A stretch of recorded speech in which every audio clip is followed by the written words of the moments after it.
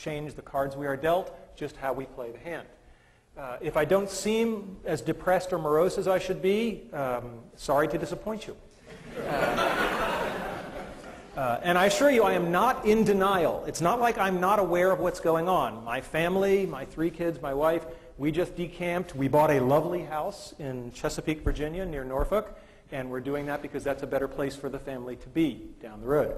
And the other thing is I am in phenomenally good health right now. I mean, it's the greatest thing of cognitive dissonance you will ever see is the fact that I am in really good shape. In fact, I'm in better shape than most of you.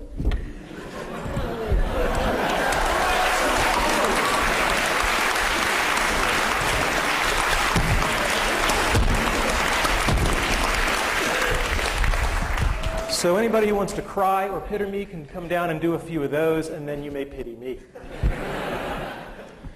All right, so what we're not talking about today, we're not talking about cancer, because I spent a lot of time talking about that, and I'm really not interested. If you have any herbal supplements or remedies, please stay away from me.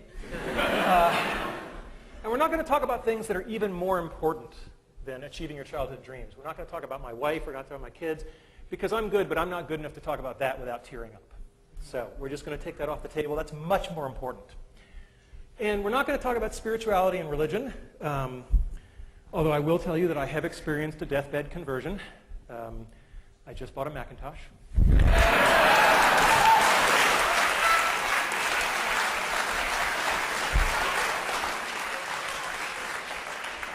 Now, I knew I'd get 9% of the audience with that, but... All right, so what is today's talk about then? It's about my childhood dreams and how I've achieved them. I've been very fortunate that way.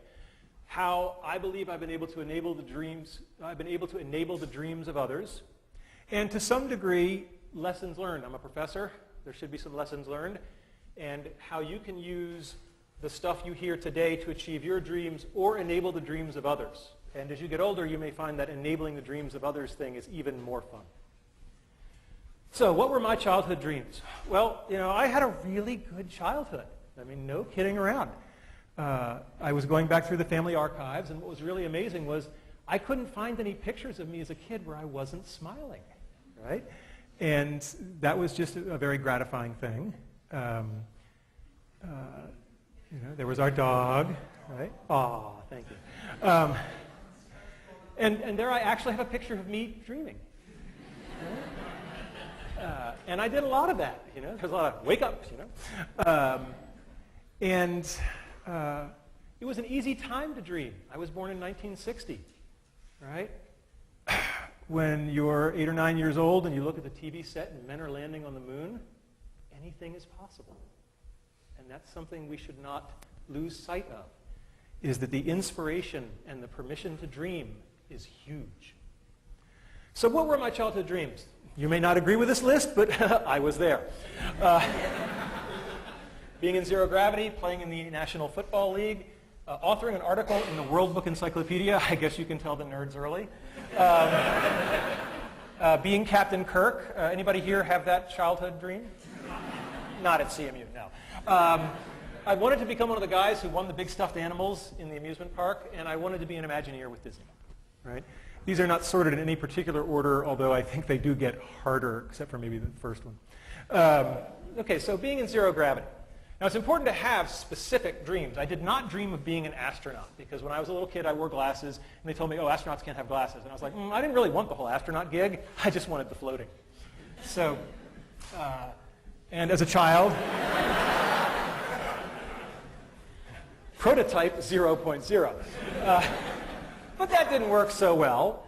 And it turns out that NASA has something called the Vomit Comet that they use to train the astronauts. And this thing does parabolic arcs. And at the top of each arc, you get about 25 seconds where you're ballistic, and you get about a rough equivalent of weightlessness for about 25 seconds. And there is a program where college students can submit proposals. And if they win the competition, they get to fly. And I thought that was really cool, and we had a team, and we put a team together, and they won, and they got to fly. And I was all excited because I was going to go with them. And then I hit the first brick wall, because they made it very clear that under no circumstances were faculty members allowed to fly with the teams. I know, I was heartbroken, right. I was like, but I worked so hard.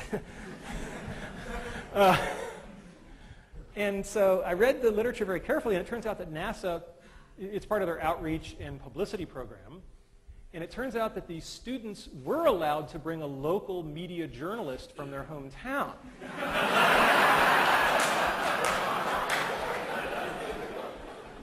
And Randy Pausch, web journalist. It's really easy to get a press pass. So I called up the guys at NASA and I said, I need to know where to fax some documents. And they said, what documents are you going to fax us? So I said, my resignation as the faculty advisor and my application as the journalist. And he said, that's a little transparent, don't you think?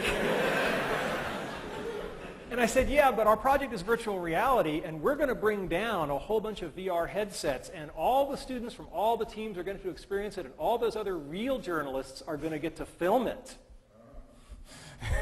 Jim Foley's going, ah, you bastard, yes. And the guy said, here's the fax number.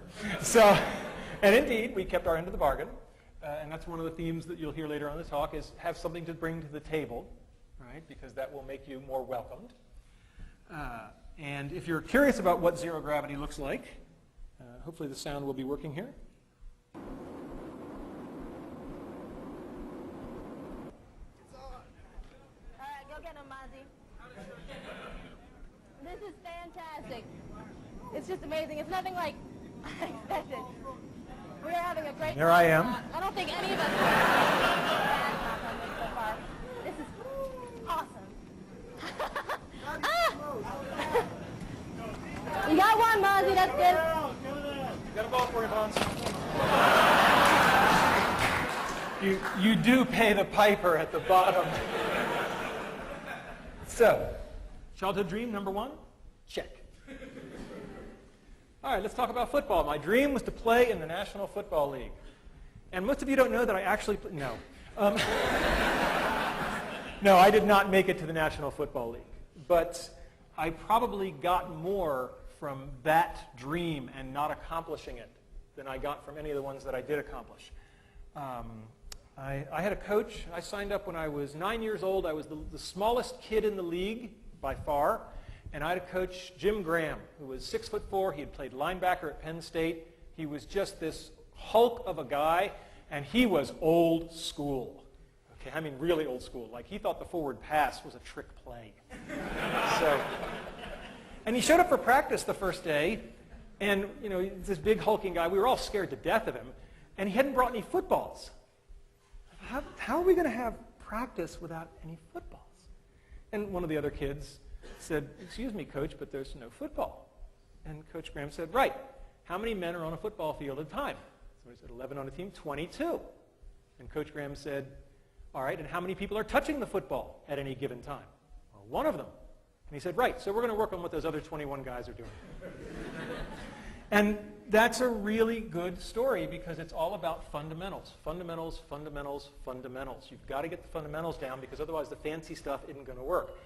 And the other Jim Graham story I have is there was one practice where he just rode me, all practice. Just, you're doing this wrong, go back and do it again, you owe me, you're doing push-ups after practice.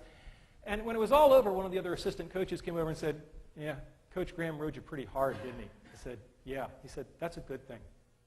He said, when you're screwing up and nobody's saying anything to you anymore, that means they gave up.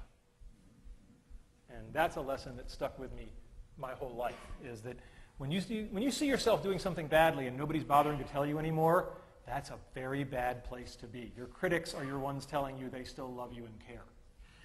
After Coach Graham, I had another coach, Coach Setliff, and he taught me a lot about the power of enthusiasm. He did this one thing where only for one play at a time, he would put people in at like the most horrifically wrong position for them. Like all the short guys would become receivers, right? It was just laughable. But we only went in for one play, right? And boy, the other team just never knew what hit them. Because when you're only doing it for one play and you're just not where you're supposed to be, and freedom's just another word for nothing left to lose, boy, are you going to